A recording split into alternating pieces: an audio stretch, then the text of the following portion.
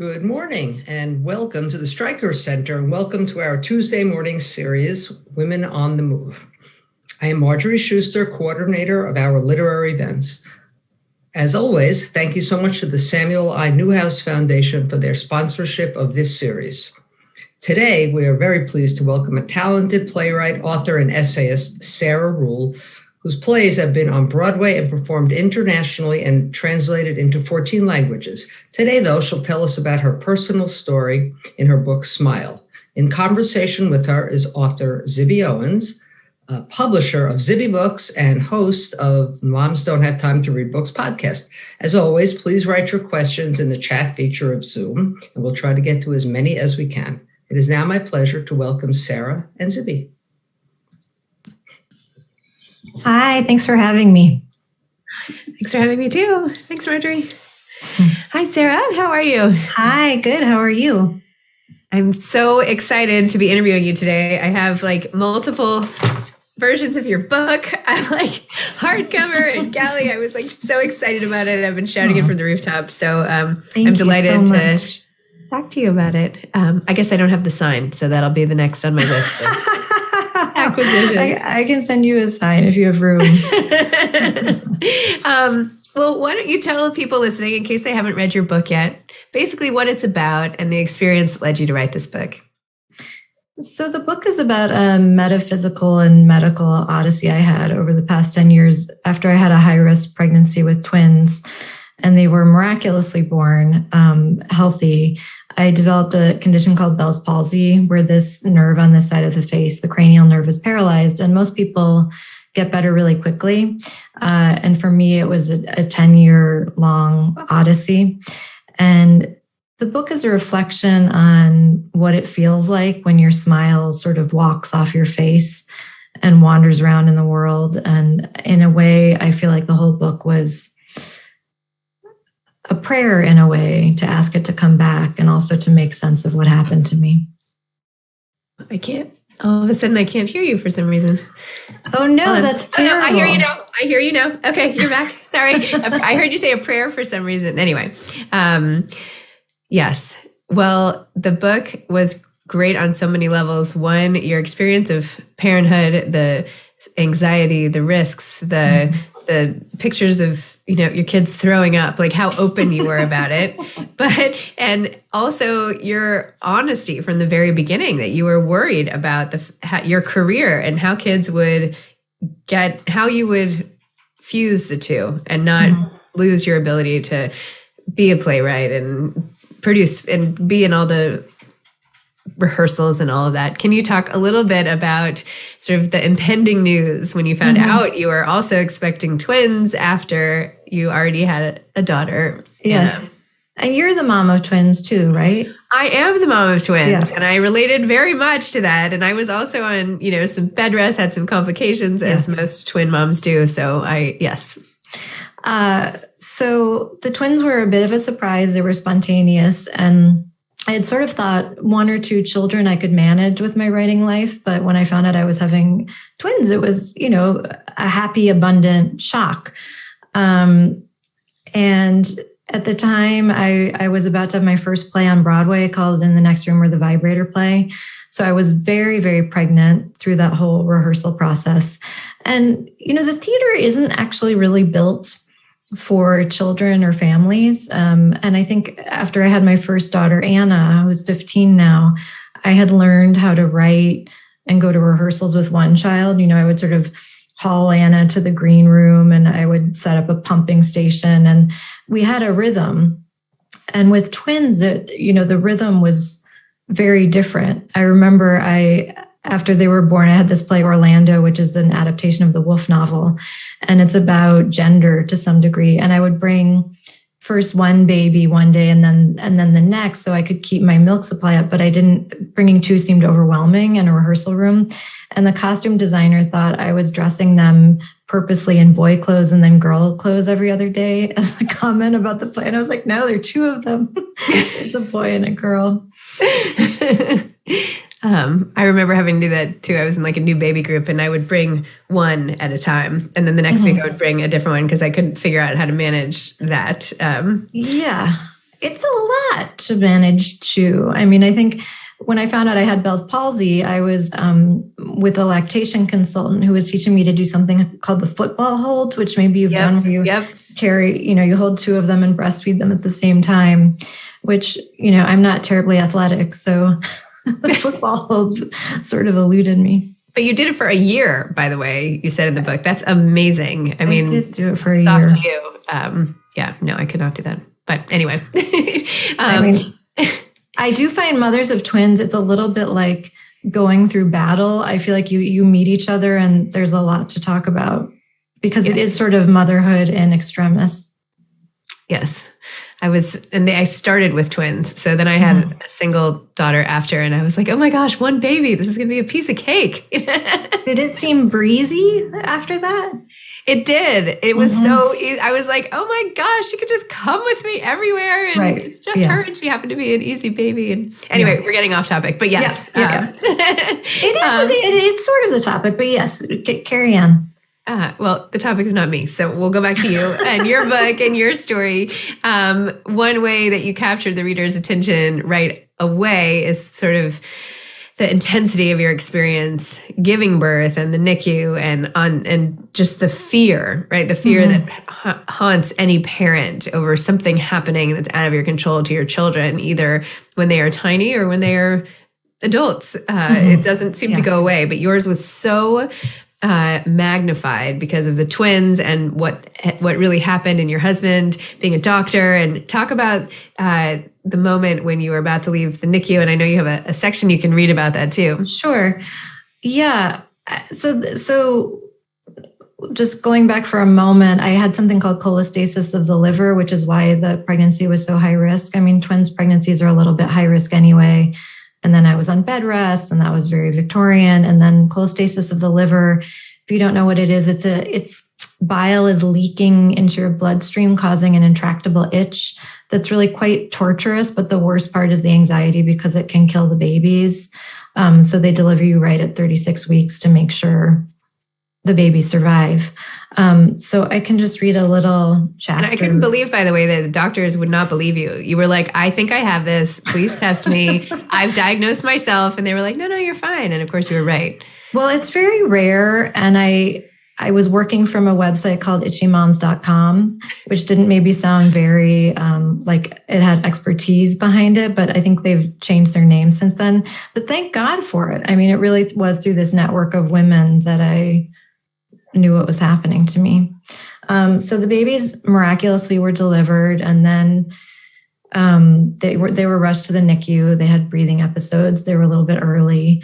And then I got Bell's palsy. So this is a little scene of me going to the NICU with my frozen face. We sped to the NICU in the ice and cold. Once there, I saw William in his little plastic box breathing. Where's my daughter? I asked. You mean baby B? The nurse replied. Yes, Hope. She's sicker than your son, so she's over there. Sicker than? What does that mean? I asked. I don't know, she said. You'll have to ask the doctor when he rounds. Hope was in a little plastic box attached to monitors. I wanted to take her out, hold her, feed her. There was a bottle of formula on top of her plastic box, even though I was breastfeeding. I asked if I could move her closer to William so I could feed them both. The nurse said, no, we don't have enough chairs. I spent some time feeling angry at the nurses for not having chairs. I wasn't yet used to my frozen face, and I realized I didn't know how to be ingratiating with strangers without smiling. How does one do that, especially if one is from the Midwest, where a smile is almost a prerequisite for citizenhood? They hand them out along with lollipops at the bank. Nice, big, untroubled smiles that you have to undo when you move to New York. I once read that Americans smile more because we are a heterogeneous country of immigrants, that we don't always speak each other's language, so we smile to signal friendliness to those who are beyond kin. In any case, I tried to make friends without smiling in the NICU. I met another mother who had twins the same day I did. She'd had a C-section. Her husband wheeled her in a wheelchair to visit her babies. In the waiting room of the NICU, Orthodox Jewish men prayed. I can still see them now in prayer shawls, davening. It was the only thing that made all the machines bearable.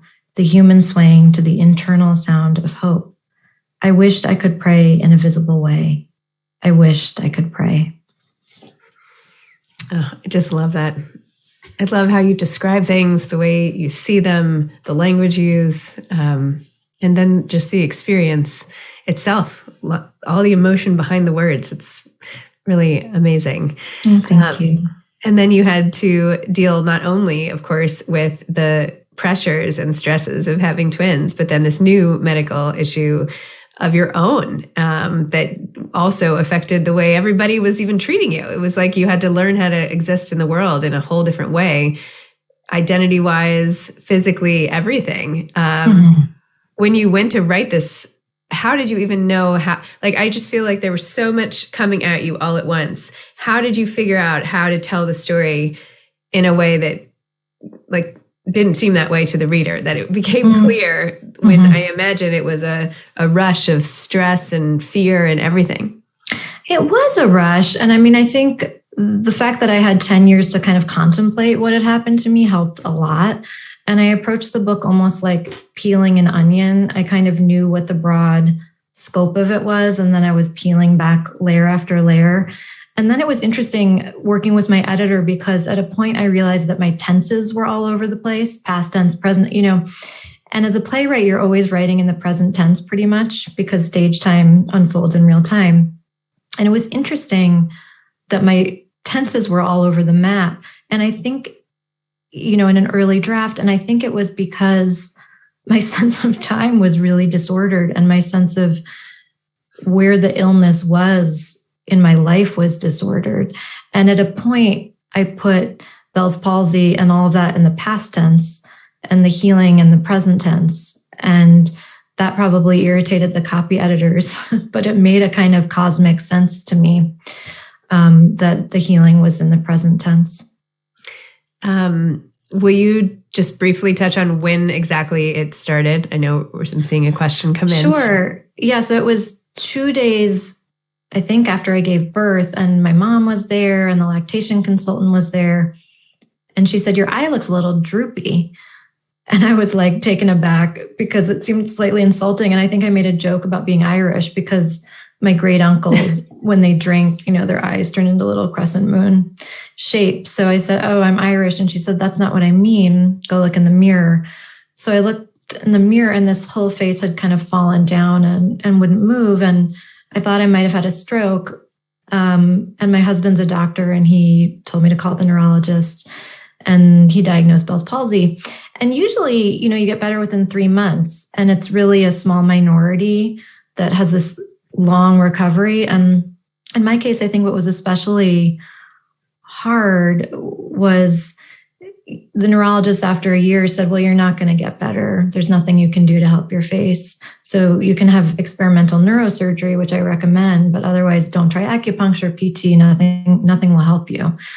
You're just not getting better." And in my case, it turned out there were some other underlying conditions, and all those modalities did help. It just took really a long time. And I think for a long time, I thought, well, how is a chronic illness interesting? It's long, it's incremental. There's not necessarily an apotheosis, but I came to realize through writing it that life is, a chronic condition, in many ways, and art has to make space for that. And I was recently reading a memoir by Chuck Mee, who's also a playwright, and he had polio at a young age. And he talks about, in his memoir, the idea that to make sense of a sudden illness or sudden rupture, it's almost as though you need to make aesthetic sense of it to become whole again. And I feel like writing the book was that for me. Wow.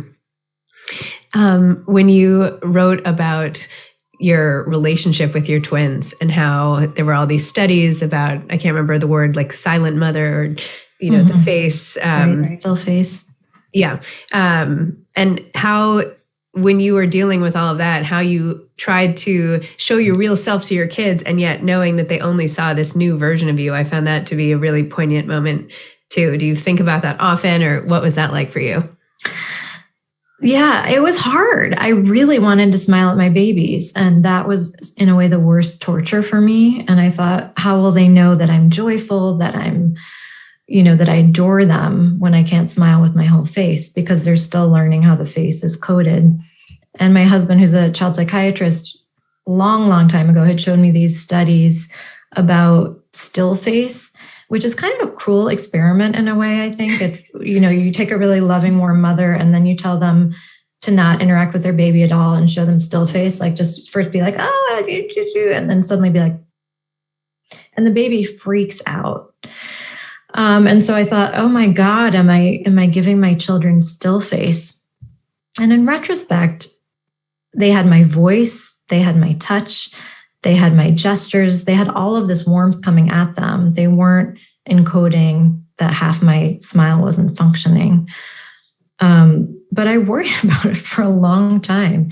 And I think I even worried about it until writing this book, and my daughter, Anna, who's older, was listening to me talk to my editor. I was on speakerphone, and I said, oh, that must have been interesting. What did you make of that, Anna? And she said, well, it was interesting. And for me, I'd always thought of your face as kind of a beautiful house that suddenly fell down, or a wall fell down.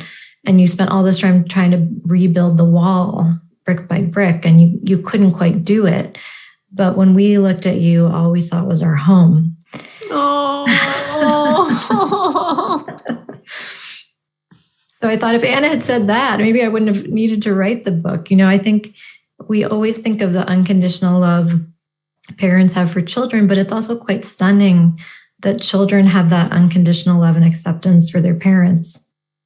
It's true. That was so beautiful. Oh my gosh.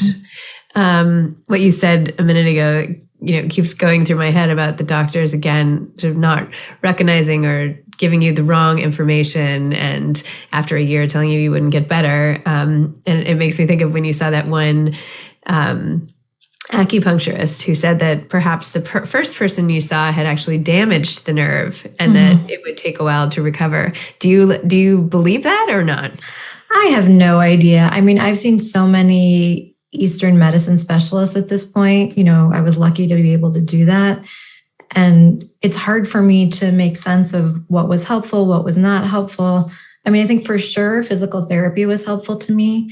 And I didn't try that until really 10 years in. I tried it too early on. And, I talk about in the book going early on to a physical therapist. And he told me to make expressions in the mirror that I really couldn't make. And so I kind of look like Cosmo from Singing in the Rain, if you've ever seen that scene where he's like, making really insane expressions. And the physical therapist friend was like, dude, that's insane. And like took a picture of me without my permission, making, really strange expressions while trying to smile. So for that reason, I didn't try again until a decade later. And when I did, it was with a woman who herself had Bell's palsy, and she really mirrored my face and smiled with me, and it made such a huge difference. And I feel like it was so therapeutic emotionally, but also physically, trying to retrain those muscles with her. I loved in the book too how you show your relationship with your own mother, and how you idolized her and her career, and how she also had Bell's palsy. And how even that one scene where she was sitting next to you in the audience when you were watching your own play, and she said something like, "Are you displeased with this?" And you said, "No, I'm not displeased. I can't move my face." And how she came in and helped. How do you think this has affected your relationship, or has it? Or maybe that's too hard to even know, but I don't know, but I could read a little passage that you had asked about my mom, if you want. Sure. Yeah.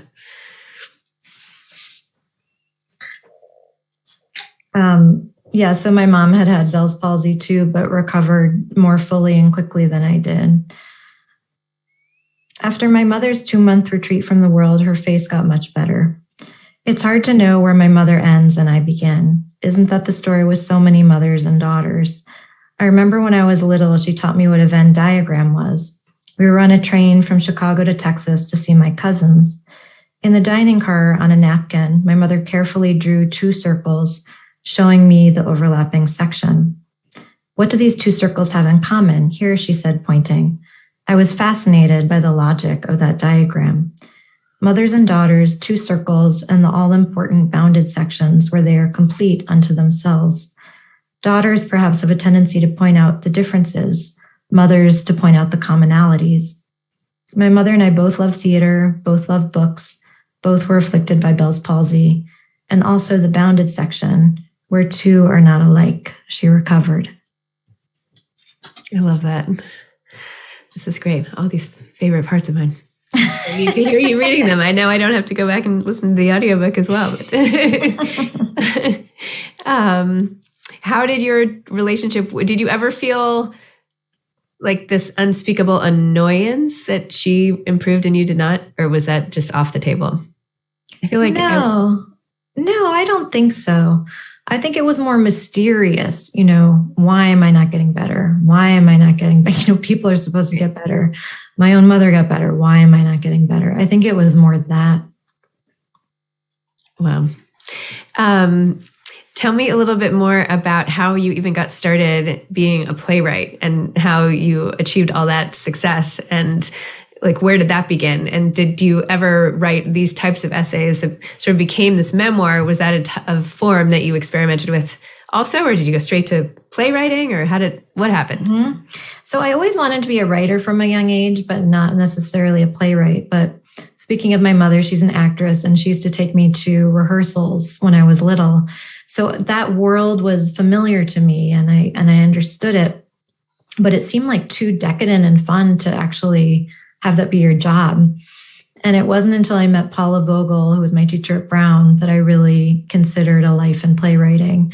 And Paula was one of those incredible mentors who not only teaches you substance, but also is an example of how to live as a writer in the world. So studying with Paula, I really started writing plays in earnest. And you asked about the essay form. I mean, I never stopped writing essays, I guess, or poetry. I really started as a poet. And after I had the twins, I wrote a book called 100 Essays I Don't Have Time to Write. Oh, I have that. Yes. You do? Yeah, it's right. Yes, I have it right there. It's in your white section. What's that? It's in the white section. Yes, it is. Yes. Because time was so disordered when I had the twins, I just wanted to write little distilled essays. I mean, in terms of your moms don't have time to read thing, it's perfect. People can read it on the toilet because they're really micro essays, or you can read it before falling asleep. And the form was really for me, can I have a thought in the morning and retain it until I have time in the day to write it down? And that was how that book came to be. So in a way, Smile is an extension of the thinking I was doing then, but now that I finally have time to write in long form. Yes, I remember stumbling upon that book in a bookstore and thinking like, oh my gosh, I hope this person doesn't think I'm ripping off her whole brand. Oh my God. Yes, I forgot all about that. But yeah, I loved the book, and it is great to have sort of snackable bits, right? And books that you can dive into and stay, and bits you can pop in and out of, and just getting that sort of hit is great. I love just a snippet or whatever. I think that's well, I think I've been talking to writer friends recently who say they have reader's block, which I think is interesting. It's a new corollary of writer's block. And I think it's part of the disordered attention we have with phones and the 24-hour news cycle. It's very hard to take in long form and truly get absorbed. So I do love a short essay. I love reading poetry. I love reading, in the little moments you have in the day. I have this new anthology out, Moms Don't Have Time to Have Kids, and it's the same thing. I'm like, you can read it, and you can read each essay in 3 minutes. It's all authors from my podcast. So, but I think you're right. I think that, on TikTok, they had to shorten the videos, right? From 11 seconds to 8 seconds or something like that, because they couldn't keep people's attention for 11 seconds. It's crazy. That's incredible. Especially I have teenagers. My twins are 14 and a half at this point. And it's hard to be like, oh, wait, stop that and sit down and immerse yourself in a book. And it might not get good for 100 pages, but you're going to stick with it. They're like, what? I wonder how the brain will change. I mean, with theater as my primary mode, I'm really attuned to presence in time and space and, abandoning the world at the door of this darkened theater and letting yourself be in another place for 2 hours. And it's one of the few places where we do it. And I have this opera at the Met right now that's an adaptation of an earlier play of mine, Eurydice. And the director doesn't let anyone have phones or electronics in the room rehearsing. And it's kind of amazing to realize that the artists themselves have been disordered by this, by the attention economy. That even for the artists, it feels like a monastic ritual to really stop and really be a truly attentive, loving first audience for these incredible opera singers. Like, why would you want to look at your phone when you could listen to this extraordinary voice? And yet we have this bizarre training that I do think is affecting our brains. I totally agree. I used to go to the movies and it was no problem. Like, turn off your phones. Okay, fine, right. Whatever. And now, like, even when you said sitting in a darkened room for 2.5 hours, I'm like, I don't know if I could do that right now. I don't know. I hope that was there an intermission? I would need an intermission. Not that, of course there's like the fear always as a mom that like, I need to be in touch and what if something happens and I need to be reachable forever. But yeah, I don't know if it's, or maybe I'm just getting trained like everybody else in the world. And it's really, although I do still love long form fiction and narrative, but I don't know. It takes a different kind of long form fiction to really immerse myself these days, I find, but also the mom thing of wanting to be reachable and interruptible. I think is such a paradox. It's like we want to always be reachable, but then we're never reachable because we're not actually present. It's like, oh my gosh, I was sitting right here. I shouldn't even admit this. My daughter was sitting on the couch behind me and she was doing her homework and I was here and she was trying to talk to me. And she's like, I'm just trying to like spend time with you, Mom. And I was like, no, I'm right here. I was like, I'm right here. And from behind me, she was like, but are you? And I was like, oh man. So of course I like got up and I walked over. I sat next to her on the couch. And I was like, why did she have to remind me of that? Right? Like my being here working on my computer with like half an ear to my daughter is not being with my daughter. Like I'm better off spending 5 good minutes with her than an hour with me being distracted. I also think, I saw like a beautiful little shadow of your daughter, like at some point, I just, in the corner. And I feel like, in the 19th century, when, of course, you couldn't get anything done as a woman. I don't know how Harriet Beecher Stowe wrote, which she had like 9 kids or something. But I sometimes think, well, if you're sort of sewing or mending, it's like you're doing something, but actually the kids know they sort of have your mental attention. I think kids crave that kind of being with. I sometimes think kids don't actually want me staring at them, trying to be truly present with them. They want me to be somewhat otherwise occupied, but not with my mental work that totally consumes my emotional attention, But I don't mend socks, so I'm sorry, Yes. I don't do it. This weekend, we actually went like holiday shopping in person because I've decided like I don't want to take shopping time out of my time. I don't want to take it out of my work time. So it's going to have to be done with the kids. And instead of doing it online, I was going to make it a whole thing. Anyway, I do think this speaks to your book, so I'm not just totally going off on a tangent, but, taking them and remembering what it was like to like give and be in the moment and think of someone else and say like, look at this whole store. What would this particular cousin of yours like? Right. Because otherwise, how do they get that skill? Right. Anyway, so all to say, yes, as moms of sort of teen-ish and even youngers, it's. I think that we don't realize sometimes as parents that we're not showing the way our parents showed us as much. Right. It's a little bit internalized because we're doing a lot of activity with a screen. And I think then you're not modeling. I think that's true. Yeah. And that moment is so arresting and wonderful. The moment when children decide it makes them happier to give than receive. They know that actually that's what makes you happy. It's magical. So to be able to do that in real time with them. Yes, great. How do you do your holiday shopping? Are you online? Have you thought about it? Not yet. Once this opera opens on November 23rd, then I'll think about it again. So what other work are you actively engaged in at the moment? That's the main thing. Going to rehearsals. And it's not as though you rewrite a libretto that much, but being moral support and having thoughts. Oh, there's the church bell saying it's noon. And I wrote one haiku a day during the pandemic just to keep myself sane and as a marker of time. So Copper Canyon is publishing that in the spring. It's called Love Poems in Quarantine. Aww. My kids make fun of me because my themes tend to be love and death. What else is there? Yeah. What else do we have to talk about? I mean, that's really it. That's the crux of the whole thing. Yeah. Have you, maybe it's too early with the publication, but I'm curious if people have responded to you in ways you were not expecting, or maybe apologized, or have said things inadvertently that, sometimes you pointed out like things that didn't sound so good or whatever. So have you had any responses that you weren't expecting or anything like that?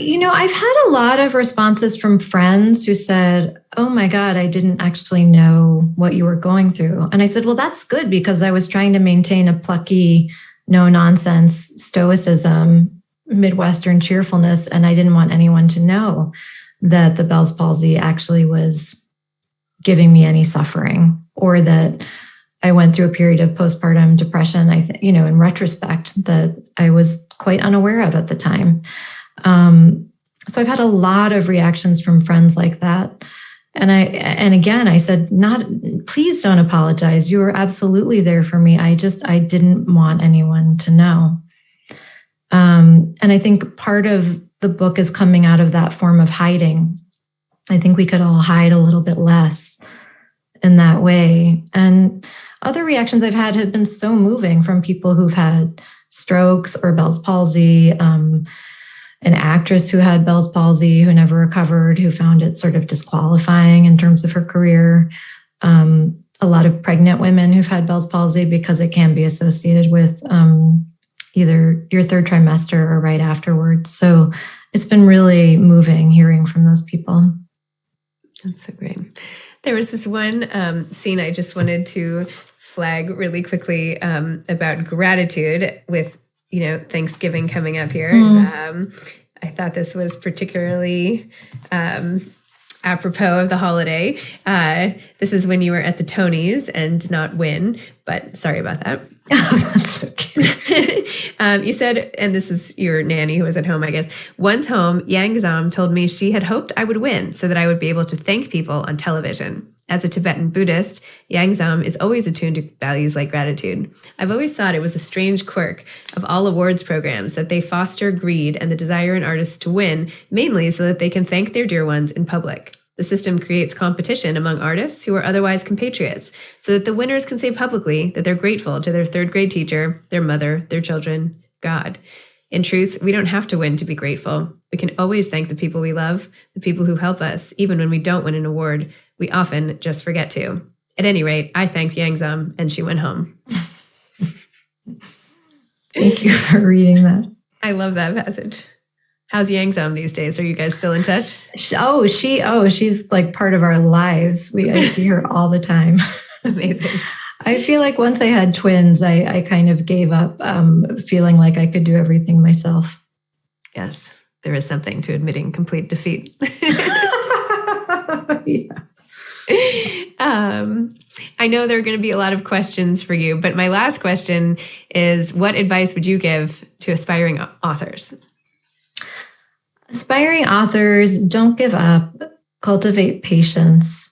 It's a long game. If you're lucky, life is long, and find a reason to write that is intrinsically motivating to you. Not for an award, not for publication. I always reread Lewis Hyde's The Gift, because it's such an incredible book about being a poet and being an artist in a kind of capitalist economy, and the idea of art as gift, that there's such a thing as a gift economy, speaking of picking out gifts for people, and that artists are actually in a gift economy. So at a certain point, I teach at Yale School of Drama, and I have my students write gift plays for each other when they're getting to know each other. And I like to think that every play is a gift for an audience, but also maybe for a particular person in your life. And I think it's a way you could approach fiction or poetry, that if one person in your life might be pleased by this gift, you've done your job, even if you don't end up reaching publication or getting an important grant. And I wrote a little essay on writer's block for poets and writers, where I tried to anatomize the different. I think writer's block is a chimera. I think it doesn't really exist, but trying to anatomize what we think of as writer's block, which often is just not having your butt in a desk and paying attention for an hour a day. Usually, if we do that, we end up writing. Very true. Well, thank you for this. Thank you. Marjorie, do you want to ask some questions? That was a very, very beautiful interview. The two of you, it really was very moving. But before you go away, Zippy, I hope you won't. I'm right here. Somebody's asking us about twins. Have either of you gone to the Twins convention in Twinsville, Ohio? No, have you? I don't even know what this is. That's so cool. In a land of endless time, I would love to do that. Yeah. I also want to, you guys said don't look at the chat because you'll get distracted. But for a moment, I did see that my piano teacher from Chicago, Barbara Rubenstein, is here. And I wanted to say hi, Barbara. Oh, so nice. Miss you.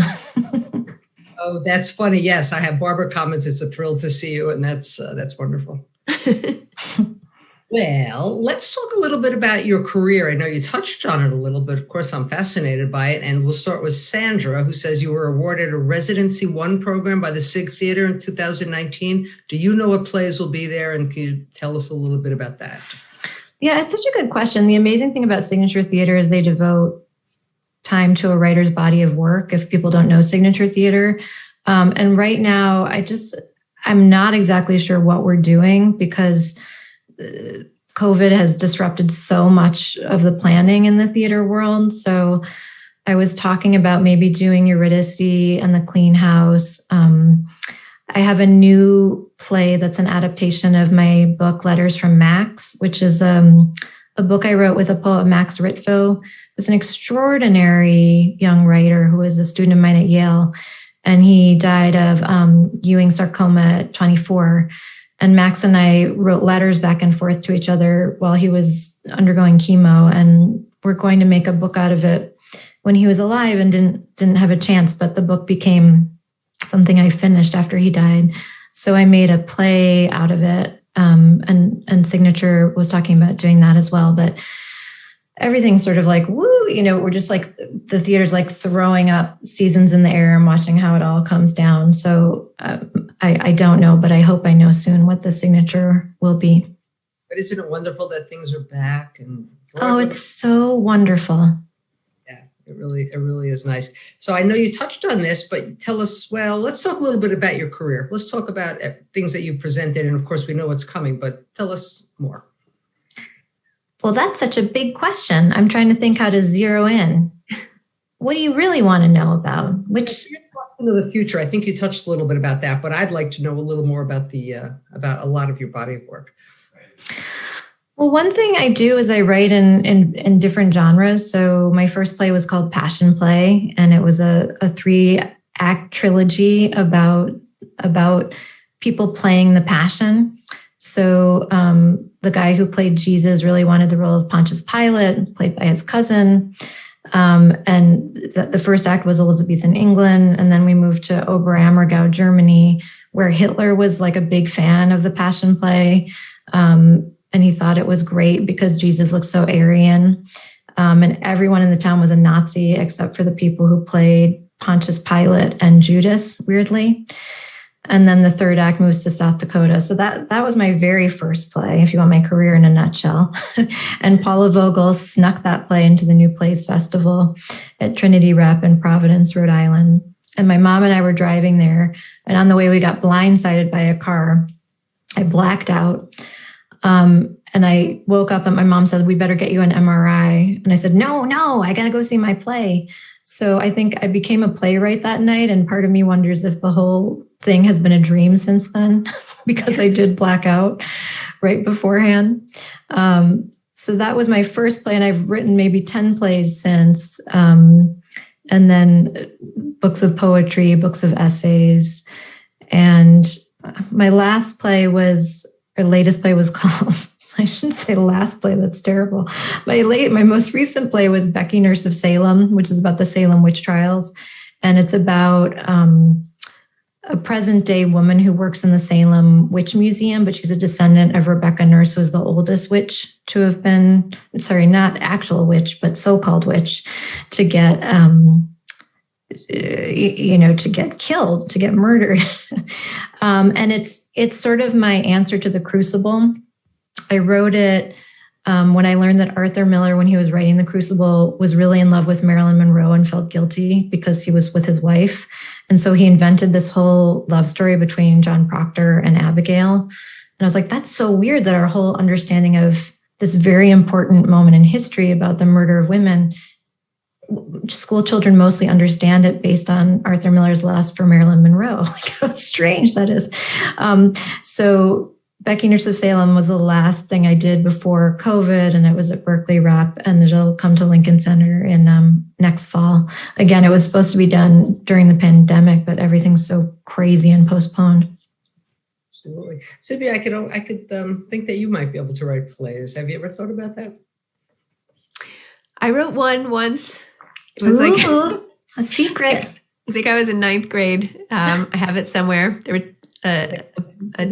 two teenagers trapped in an elevator. So, we'll see. Oh, good. I haven't tried since then. But I think everyone's got a play in them. That's how I feel about memoir. I feel like everybody must have a memoir in them. Yes, several, I hope. Yeah. So Sarah, Roberta asked us, you mentioned your mother having Bell's palsy. Is there anything to do with being hereditary, or that is? They do think there's a genetic piece of it, and they don't really know. It's idiopathic. And I think it's not well studied. It can be Lyme disease. It can be viral. It can be pregnancy. It can be genetic. But my uncle had a bout with it and my mother did. So I don't know. And certainly mine fit in with the postpartum reason for having it, but it really is idiopathic. So actually, someone named Sharon has such an interesting comment. She said, I can't help but think of how all of us have had our smiles covered by a mask during the pandemic. I often wonder if people could tell we were smiling under the mask. Mm-hmm. It's been very resonant for me, feeling like I really knew what it was like to be masked especially in the acute phase. I really felt there was no opacity and people didn't know what I was thinking or feeling. I think what was odd was feeling isolated in that no one else was wearing a mask, but I was. And then when everyone started wearing a mask, I was like, oh, great. We're all wearing a mask. But I also think there's an incredible resilience in the human spirit. And at least in my case, when it was acute, you find you use other senses. You start gesturing. You make more vocalizations when people are talking. You try to smile with your eyes. You try to use everything you have to make human connection. And I do think we're so wired for human connection that no matter what's covering this area, we'll find a way. But certainly I reflected on that. And reflected on in Brooklyn when we first were able to take our masks off outside. It felt like such an invitation for strangers to speak to you, in a way that, like, when you could smile at a stranger, they felt like, oh, maybe I'll talk to you, or maybe a child will come pet a dog. And I definitely, in the acute phase of Bell's palsy, felt like I couldn't create that invitation. So I think it took me a long time to think about, how can I get enough function back where I'm creating that invitation? Yes, the masks, the sunglasses. It's hard to know who. Yeah. I just, as an aside, ran into Zibby one day on the street corner, and of course I know her well, and it took me a moment to. Mm-hmm. Yeah. It takes a while to get people into 3D again, right? And your brain, I can sometimes feel my brain like, like shifting, like, okay, this person is this height and this size and this, and I have to like redo how I had them in my head, which was completely flat. And yes. Somebody we talked to on Zoom, I then met in person, and it was a man, and he was very tall, and I was very surprised to see like. I continually get taken aback. I'm 5'2", and everybody is so tall. And I don't know, sometimes it takes me a minute to get into, you realize that you talk to people very differently depending on how tall they are in a way. I don't know. Maybe this is good for all of us 5'2" people. We're disrupting the tall hierarchy. I always feel like in the train when you get off on Wall Street from Brooklyn Heights, all the tall men get off. And I'm like, power. It's happening. As we live on the street. Ruth Ellen has a question. As a writer, did this experience with Bell's palsy lead you to ponder on a more universal level, how society seems to place such a relatively high value on physical appearance and the definition of beauty? Absolutely. I mean, thank you for that question. It's so important. And I think for girls who are on Instagram now who are depressed, of course they are, because we're in an image-driven society. We're turning ourselves into imagery constantly and voluntarily, and then being judged for it. And in the theater, for sure, there's not a lot of place for asymmetry. It's a very wonderful, joyful, warm community, but do they make room for actors with asymmetry? No, they don't. And it has to change.